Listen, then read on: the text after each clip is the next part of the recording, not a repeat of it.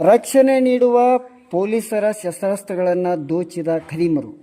ಮಣಿಪುರದ ಉಬ್ರಲ್ ಪಟ್ಟಣದಲ್ಲಿ ಎರಡು ಗುಂಪುಗಳ ನಡುವಿನ ಘರ್ಷಣೆಯ ಸಂದರ್ಭದಲ್ಲಿ ಪೊಲೀಸ್ ಠಾಣೆಗೆ ನುಗ್ಗಿ ಶಸ್ತ್ರಾಸ್ತ್ರಗಳನ್ನು ದೋಚಿದ್ದಾರೆ.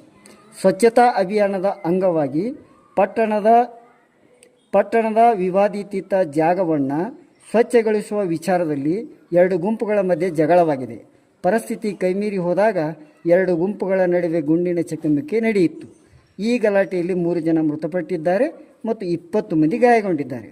ಮೃತಪಟ್ಟ 3ರಲ್ಲಿ ಒಬ್ಬರು ರಾಜ್ಯ ಸರ್ಕಾರದ ಅಧೀನದ ಸಶಸ್ತ್ರ ಪಡೆ ಮಣಿಪುರ ರೈಫಲ್ಸ್ನ ಕರ್ತವ್ಯದಲ್ಲಿದ್ದವರು.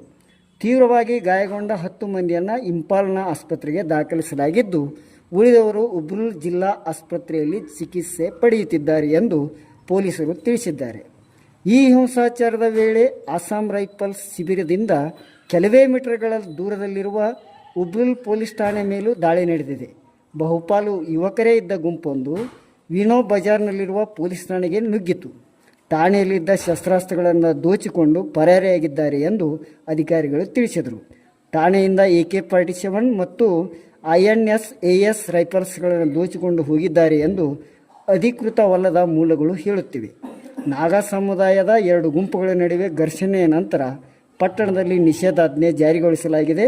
ಮೊಬೈಲ್, ಇಂಟರ್ನೆಟ್ ಸಂಪರ್ಕ ಸೇವೆಗಳನ್ನು ಸ್ಥಗಿತಗೊಳಿಸಲಾಗಿದೆ.